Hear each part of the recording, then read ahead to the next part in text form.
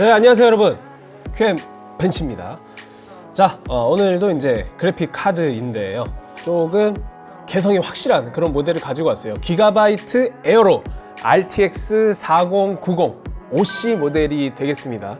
자, 일단 RTX 4090 이제 출시된 지 좀 되기도 했고 너무너무 유명한 모델이라서 여러분들이 이제 4090의 어떤 강력한 성능 이런 거는 익히 아실 거라고 생각을 하고 오늘 집중하고 싶은 거는 이제 기가바이트의 에어로란 모델에 대해서인데, 일단 패키지가 하얀색입니다.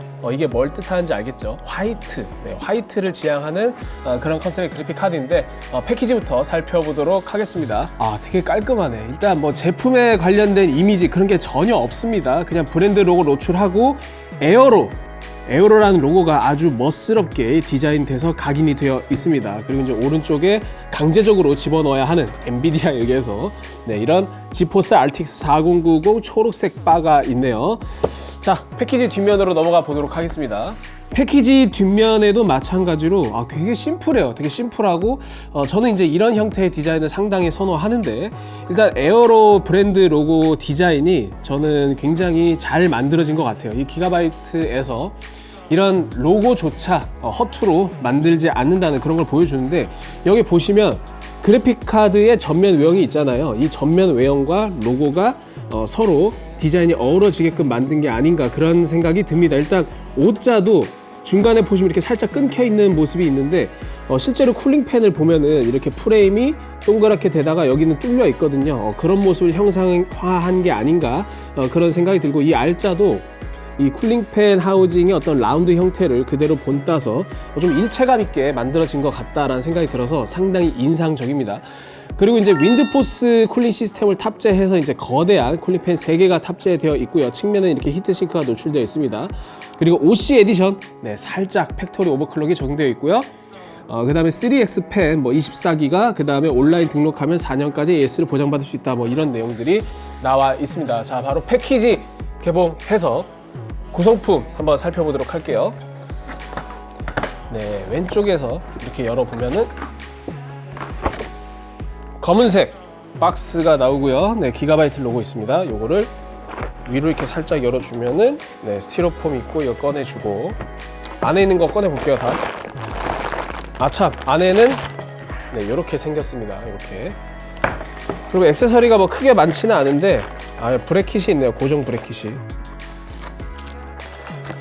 안에 없지? 이거 내려놓고 이렇게 구성품이 있습니다. 먼저 매뉴얼로 추정되는 상자가 있는데, 이거를 개봉을 해보면 어러스 워런티 카드가 있고, 여기 보시는 QR코드를 통해서 온라인 등록하시면 4년까지 AS를 보장받을 수 있다고 합니다.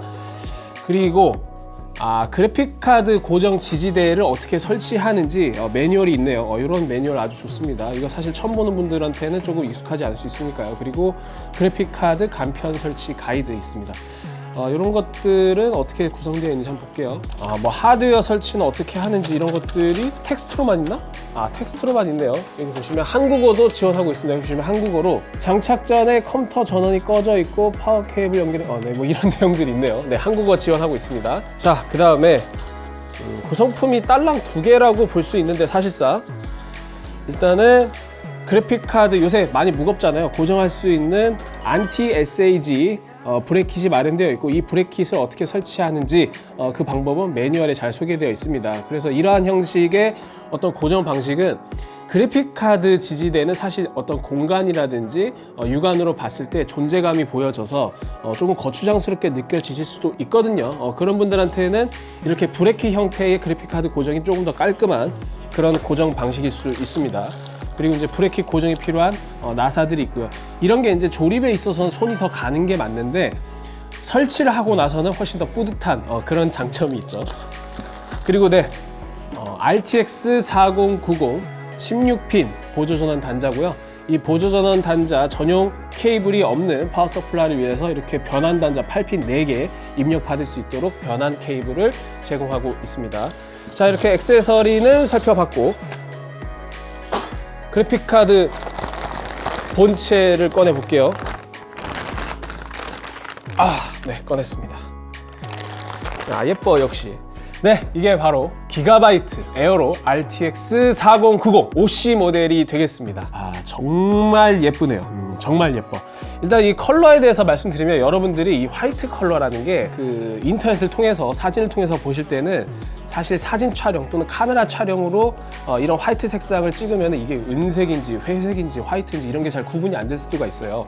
그래서 제가 직접 보고 말씀드린 건데 쿨러 하우징, 즉 슈라우드 자체는 화이트가 맞습니다. 그리고 여기 보시면 쿨링팬 블레이드 모두 화이트 색상이고요. 하지만 이제 전면에 추가적으로 실버 포인트로 이렇게 좀 색상을 가미한 것들이 있어요. 이런 것들은 여러분들이 영상에서 어떻게 느낄지 모르겠지만 다 실버 색상이 맞습니다. 이건 다 실버고, 그리고 백 플레이트 역시 이 부분은 다 실버로 마련되어 있고요. 자, 이렇게 컬러 컨셉을 좀 살펴봤고요.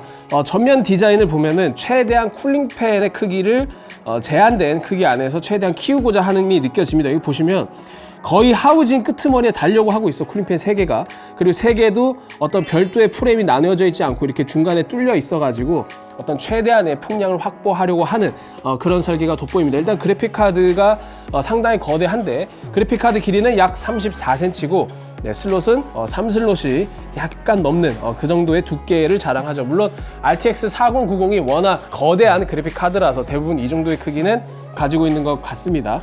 그리고 이제 기가바이트가 이제 명명한 쿨러죠. 윈드포스 3X 쿨러를 탑재하고 있어서 여기 보시면 쿨링팬이 돌아가는 방향이 이렇게 서로 역회전입니다.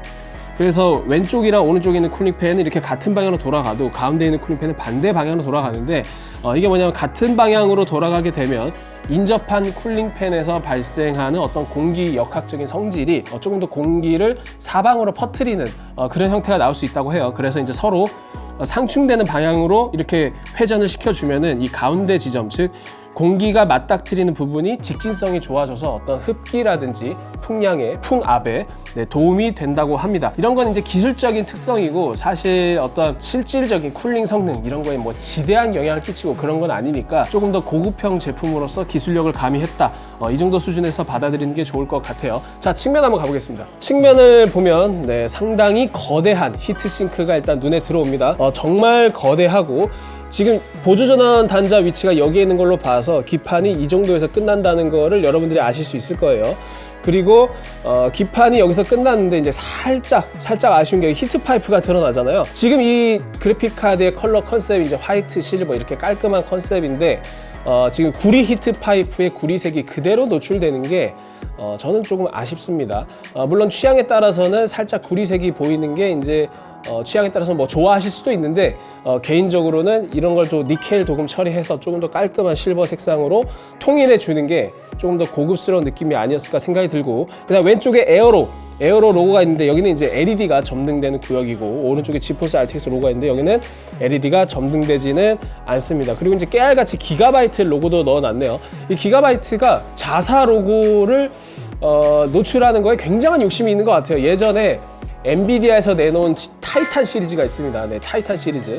제가 말씀드린 타이탄 시리즈는 되게 옛날 타이탄인데 뭐 지포스 700 시리즈, 케플러 시리즈 타이탄이라든지 아니면 맥스웰 시리즈, 그 당시에도 원래 타이탄은 비래퍼를 허용하지 않았어요. 그러다 보니까 기가바이트에서는 레퍼런스 모델을 내놓으면서도 여기에 조그맣게 기가바이트 스티커를 붙여놓는, 어떻게든 기가바이트 로고를 노출하고 싶다, 이런 의지를 보인 적이 있죠. 그래서 이제 그런 열정이 있는 기업 같습니다. 자, 백플레이트 볼게요. 백플레이트는 실버 색상입니다. 화이트 색상이 실버 색상인데 지금 여기 보시면 보호 필름이 부착되어 있어요. 그래서 여러분들이 요거를 뗄 수가 있는데 이걸 어떻게 떼는 거야? 여기 떼는 곳이 있네요. 이거 제가 떼보겠습니다. 보호 필름이 반사가 너무 심해가지고 이렇게 벗겨낼 수가 있어요. 이렇게. 자, 뭐 이런 보호 필름 안 떼고 쓰시는 분들도 계신데 저는 이런 거 사자마자 다 떼버립니다. 일단 안 떼고 있으면은 나중에 떼려고 할 때 늘러붙어서 잘 떼어지지도 않고, 그다음에 이런 그 도장이 손상될 수도 있어요. 자, 기가바이트 크리에이티비티 스타트 히어 에어로. 사실 뭐 크리에이터를 위시한 그런 테마가 있는 제품이긴 한데 사실 뭐 게이머분들이 쓰셔도 너무너무 좋은 디자인이라는 거 말씀드리고 싶고, 그다음 오른쪽에 기가바이트가 명명하기로는 뭐 스크린 쿨링이라고 하는데 대부분의 제조사에서 적용하는 방식이죠. PCB기판이 여기서 끝나기 때문에 히트싱크의 공기 배출 효율을 최대화하기 위해서 여기는 시원하게 뚫어 놓습니다. 그래서 보통 멋스럽게 여기에 뭐 별도의 화려한 프레임을 집어넣는 경우도 있지만 기가바이트는 그냥 쿨링 효율을 위해서 디자인이고 뭐고 그냥 네모나게 뚫어놨습니다. 아주 시원시원하고 개인적으로는 기능적인 측면에서 이런 디자인 아주 좋은 것 같고요. 그 다음에 이렇게 단순하게 보일지라도 어떤 전체적인 현재 에어로의 디자인과 보았을 때 좀 어울리는 디자인이라서 상당히 마음에 듭니다. 이거 당연히 메탈 백플레이트고요. 자, 그 다음에 이제 케이블 처리를 좀 보고 싶은데 이 케이블도 이 그래픽 카드가 지금 굉장히 무채색 톤의 깔끔한 디자인이잖아요. 그래서 이런 쿨링팬 LED 연결 케이블도 안쪽에 검은색으로 이렇게 마감 처리를 해놔서 상당히 깔끔합니다. 이게 뭐 빨주노초 파남보 각각의 전선이 모두 드러나는 그런 형태도 있는데 기가바이트는 이런 디테일을 놓치지 않았다는 점 알려드리고 싶습니다. 자, 그다음 출력 포트는 이제 상당히 일반적인 구성이에요. 가장 오른쪽에 HDMI 포트가 있고 왼쪽 3개가 이제 DP 포트입니다.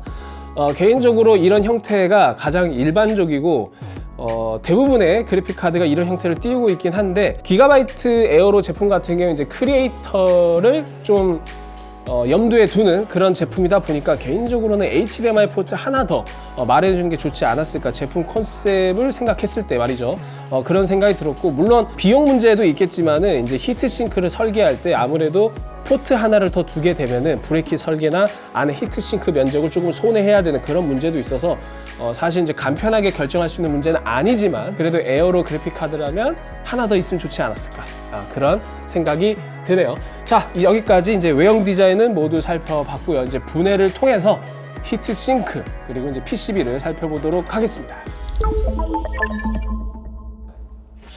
네, 제가 분해를 마쳤는데 분해하면서 감탄을 했습니다. 역시 기가바이트는 하드웨어를 잘 만든다. 정말 열심히 잘 만드는데요. 일단 백플레이트부터 보겠습니다. 이 백플레이트만 봐도 이 서멀패드 충실한 거 보십시오. GPU 코어 후면은 마찬가지고 전원부 일자도 굉장히 넓은 면적을 활용해서 이렇게 서멀패드를 잘 마련해 뒀습니다. 그리고 이제 PCB가 있고 히트싱크가 있는데 이 거대한 히트싱크부터 살펴볼게요. 자, 이게 히트싱크고 그냥 봐도 일반적인 그래픽 카드와는 조금 다르다는 걸 알 수 있습니다. 일단 서멀패드가 왜 이렇게 많아? 정말 많이 발려 있어요. 그러니까 이 서멀패드가 많은 게, 보통 서멀패드가 가장 중요한 게 이제 메모리랑 전원부인데, 전원부 중에서도 모스펫, 모스펫에 서멀패드를 바르지 않는 그런 미친 기업은 없습니다. 그래서 기본적으로 모스펫은 발라주는데 기가바이트는 모스펫뿐만 아니라 초크, 커패시터, 하여간 전원부에서 열나는 거는 모두 그냥 서멀패드를 발랐다, 이렇게 이해해 주시면 될 것 같습니다. 물론 이 정도까지 안 해도 사실 괜찮긴 한데 그만큼 성이라고 볼 수 있겠죠. 그래서 서멀패드가 너무나도 충실하게 잘 마련되어 있고, 그 다음에 제가 또 하나 놀랬던 거, 여기 보시면 이제 이렇게 구리색으로 여러분들이 보일 수가 있는데 여기가 이제 GPU 코어와 맞닿는 부위거든요. 그래서 지금 이게 보시면 살짝 튀어나와 있어요. 그래서 이제 베이퍼 챔버 기술이 적용되어 있는데 이 베이퍼 챔버가 코어뿐만 아니라 이 메모리 쪽까지 확장되어 있습니다. 베이퍼 챔버 부가.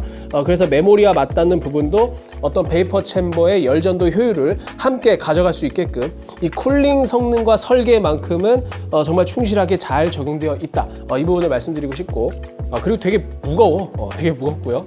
그 다음 이제 PCB를 보겠습니다. 네, 이게 PCB 모습이고 그렇게 거대하진 않은데 사실 위쪽으로 확장된 형태라서 전원부 규모라든지 그런 것들이 상당히 충실하게 잘 마련되어 있습니다. 가운데 GPU 코어가 있고요.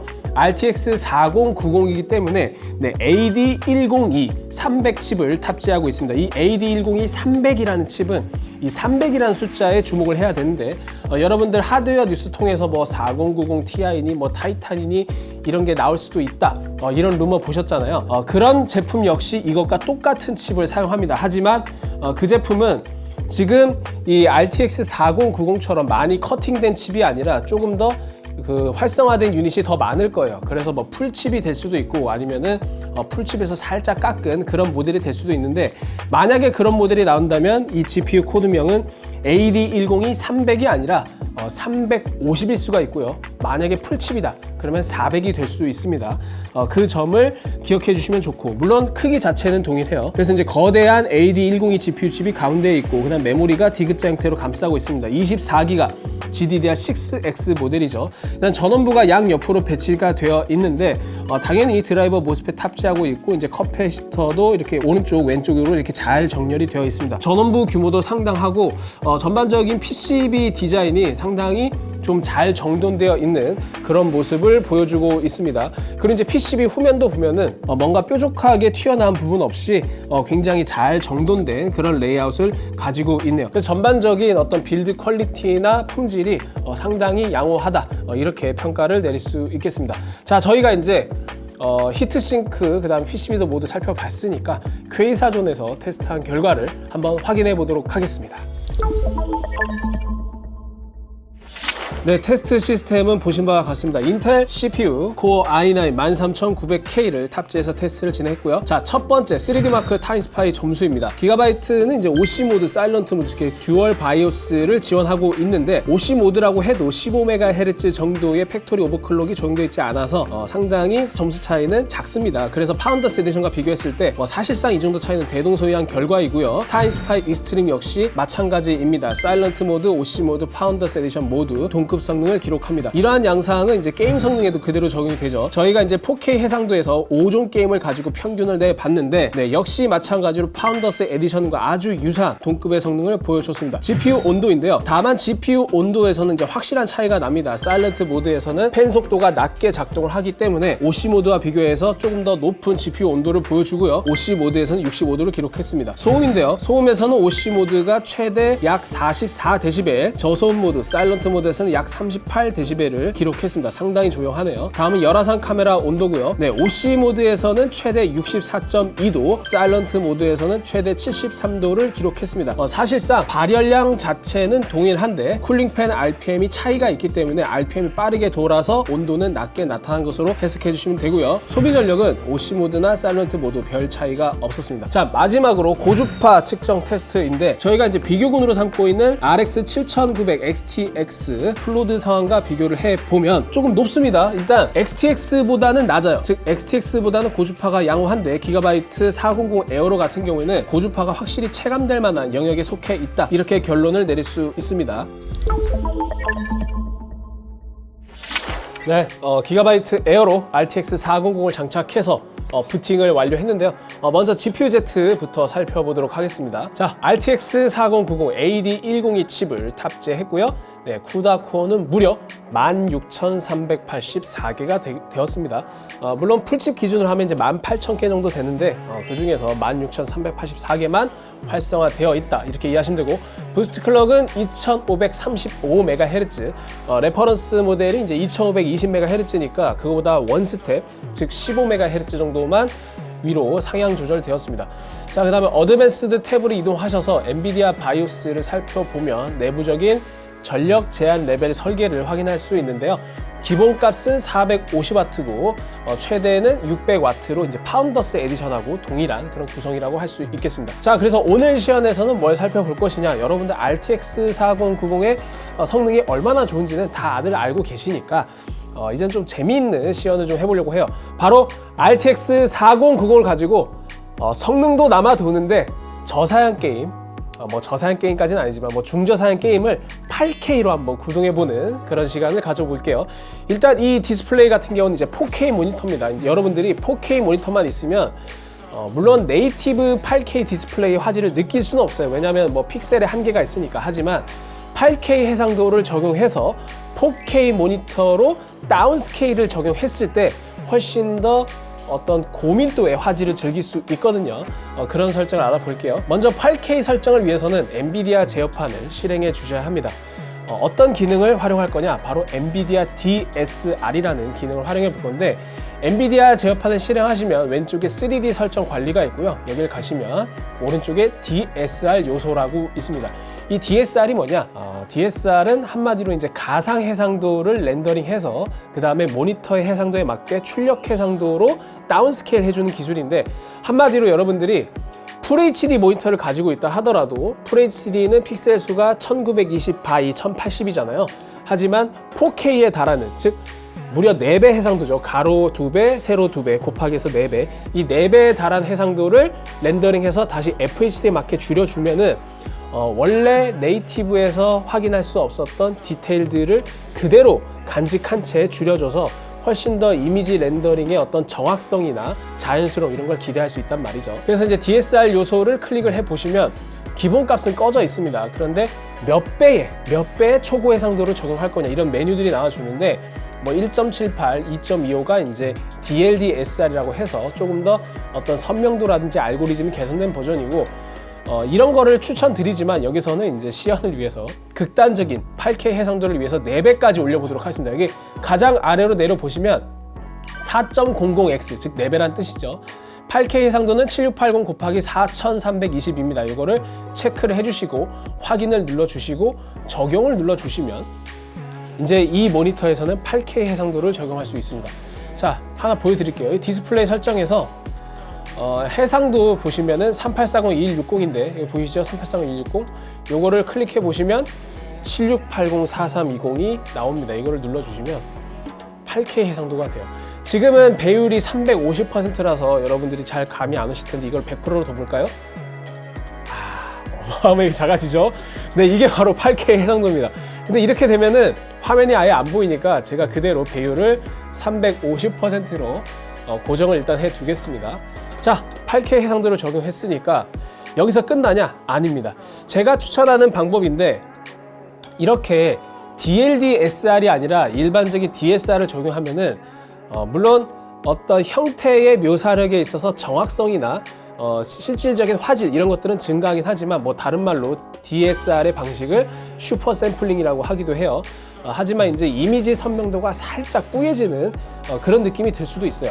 그럴 때는 이미지 선명도 옵션을 좀 높여주는 게 좋은데 엔비디아 제어판에 보시면 마찬가지로 3D 설정 관리 오른쪽 영역에 가장 맨 위에 이미지 스케일링이라고 있습니다. 근데 원래 이게 9버전에서는 이미지 선명도 옵션이 나왔는데 최신 버전에서는 디스플레이 스케일링 방식에 따라서 이미지 선명도가 노출이 되지 않고 스케일링이 나오는 경우도 있습니다. 이럴 때는 두 가지 방법이 있는데 바탕화면 크기 및 위치 조정에서 이거를 GPU로 해서 정수 스케일링으로 적용을 하게 되면은 이미지 선명도가 나타나기도 하는데 여기서는 그런 방식은 복잡할 수 있으니까 레지스트리 편집기를 사용해서 어떻게 적용하는지 확인해 보도록 하겠습니다. 자, 제가 이거는 뭐 별도의 자막으로 띄워 드릴 텐데 레지스트리 편집기에서 H키 로컬 머신 시스템 커런트 컨트롤 셋 서비스 그다음에 MVL, DDM, KM, FTS 항목으로 가시면 여기 보시면 Enable GR535라는 항목이 있습니다. 요거를 값이 1로 돼 있는데 이거를 0으로 바꿔주고 확인을 누른 다음에 종료를 해주시고 다시 제어판을 실행해 주시면 이미지 선명도, 집 나갔던 이미지 선명도 옵션이 다시 돌아옵니다.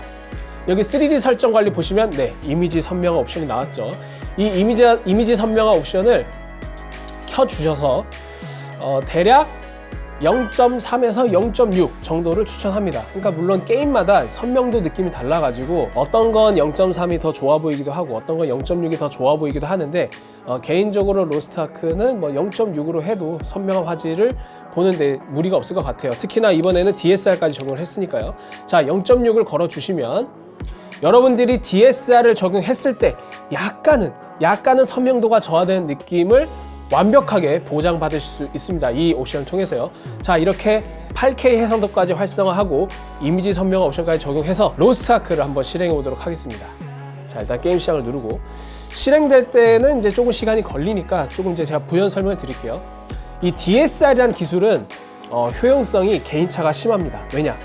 네이티브 렌더링만 가지고도 뭔가 화질에 대해서 불만이 없으실 수 있어요. 그런데 저도 마찬가지인데 일부 유저분들은 네이티브 렌더링 특유의 어떤 미세한 계단 현상이라든지 칼 같은 픽셀 매칭을 통해서 나타나는 어떤 거칠은 이미지가 좀 취향에 안 맞을 수 있습니다. 그럴 때는 과거의 DSR과 같은 기술을 지원하지 않은 시절에는 뭐 슈퍼 샘플링 기술을 통해서 해상도를 뻥튀기 해서 다시 줄여주는 그런 방식을 사용했는데 요새는 지포스에서는 DSR이라는 기술이 있고 라데온에서는 VSR이라는 기술이 있습니다.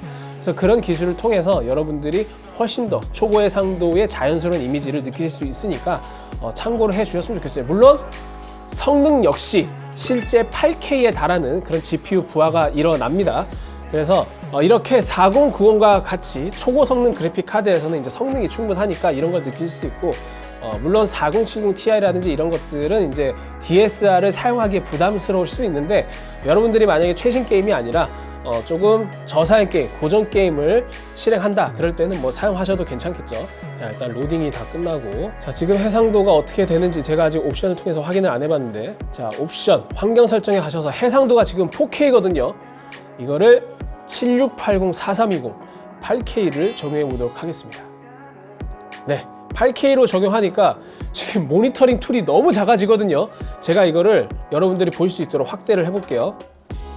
네, 모니터링 툴이 이렇게 커졌습니다. 지금 여러분들이 보시는 해상도가 8K예요. 8K이고, 이때 로스트 아크 프레임이 8K까지 적용하니까 100프레임까지는 안 나오네요.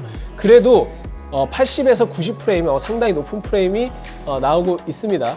그래서 이제 여기서 기가바이트 에어로의 쿨링 성능도 한번 봐야 되는데, 지금 100% 풀로드가 가해지고 있는데 쿨링 성능이 상당히 양호해요. 지금 GPU 온도가 50도 후반, 그리고 무엇보다 여러분들 제가 아까 분해해서 말씀드렸잖아요. 베이퍼 챔버 기술이 메모리 부에도 적용되어 있다고. 그래서 VRAM 온도도 상당히 착합니다. 60도대예요. 사실 이제 GDDR6S 메모리의 어떤 발열 수준이 굉장히 높고 소비 전력도 높기 때문에 사실상 높은 온도를 가지게 되는데, 이 기가바이트 에어로 제품 같은 경우는 VRAM 온도가 상당히 착합니다. 그리고 이때 부스트 컬러 또 2745MHz 58도 상당히 양호한데요. 지금 이 씬에서는 지금 뭐 여러 가지 NPC들도 있고 유저들도 많아서 사실상 GPU가 풀로드가 이루어지기엔 조금 집중력이 좀 떨어지는 그런 구간이기 때문에 저희가 이제 회상의 방을 이용해서 집중적으로 GPU 로드를 걸었을 때 양상을 한번 살펴보도록 할게요. 자, 회상의 방으로 이동해서 지금 여러분 8K 프로입니다. 8K 프로. 자, 영광의 벽을 한번 렌더링 해보도록 하겠습니다. 영광의 벽, 실리안에 서는 구간. 근데 확실히 로스트 아크가 이제 초고사양 게임은 아니다 보니까 8K 해상도를 적용해도 프레임이 잘 나와주네요. 지금 초반에 뭐 100프레임까지는 아니어도 90프레임대가 나와주고. 근데 여러분들이 이제 영상을 통해서는 물론 유튜브 영상이 8K로 저희가 이제 업로드 하는 게 아니기 때문에 고스란히 이 화질을 느끼실 수는 없겠지만은, 지금 4K 모니터에서 8K DSR을 걸었을 때 화면의 화질은 어마어마합니다. 지금 이렇게 NPC가 조그만데 조금 확대 한번 해주시겠어요? 이런 영역들 굉장히 선명해요. 어마어마하게 선명하기 때문에 사실상 성능이 남아 돌아서 조금 더 극강의 고화질을 느끼고 싶으신 분들한테는 이런 DSR 적용도 좀 좋은 방법이지 않을까 생각해요. 비단 로스트 아크뿐만 아니라 여러분들이 뭐 최신 게임만 하는 건 아니잖아요. 조금 중사양, 중저사양 게임들 또는 고전 게임들을 8K 해상도로 적용해서 게임을 즐기시면은 조금 더 색다른 맛이 나오지 않을까 생각이 들고, 그 다음에 이제 제가 아까 말씀드렸던 온도 부분도 아까 마을에서의 모습과 크게 다르지는 않은 것 같습니다. GPU 온도도 상당히 착하고 VRAM 온도도 60도대, 그 다음에 이때 소비 전력도 400W가 채 되지 않아서 역시 표기 스펙 대비 실제 소비 전력이 비교적 착한 그런 에이다 러브레이스, 즉 지포스 40 시리즈의 특징을 여실히 느낄 수 있었습니다. 지금 뭐 GPU 로드가 지속돼도 GPU 온도가 뭐 크게 높아지지 않네요. 쿨링 성능만큼은, 아니 지금 400W에 달하는 소비 전력을 가지고 있는데 이 정도대의 온도를 마크한다는 거는 상당히 쿨링 능력이 뛰어난 것 같습니다.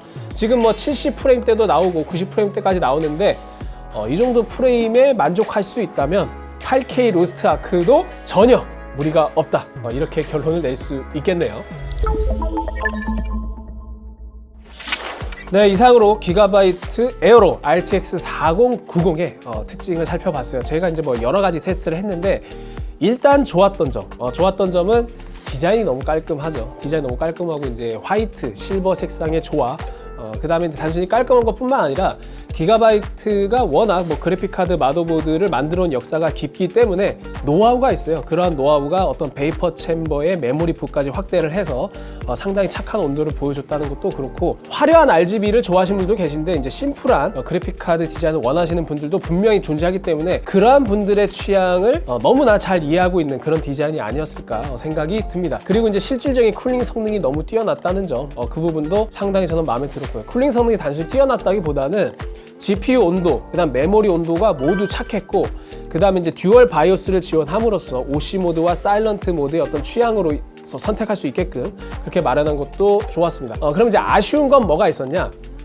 아쉬운 거는 이제 그 깔끔한 외형을 원하면서도 이제 그래픽 카드 자체에서 발산되는 화려한 RGB가 아니라 좀 은은하게 퍼지는 RGB LED를 좋아하시는 분도 계신데, 사실 이 기가바이트 에어로에서는 RGB LED를 누리실 수 있는 효과가 거의 없어요. 이제 측면에 에어로 로고가 살짝 LED가 점등되긴 하는데 뭔가 주위에 앰비언트 라이트로서 활용할 수 있는 그런 기능성은 거의 없기 때문에 지나치게 심플합니다. 그래서 이제 어떤 분위기 연출용의 LED를 원하시는 분들한테는 적합하지 않고, 그 다음에 성능 부분, 지금 이제 쿨러가 상당히 강력하고 그 다음에 이 제품이 만듦새도 그렇고 여러 가지 고급형 제품으로 이렇게 보여지는데, 성능 자체가 파운더스 에디션과 별 다르지 않아요.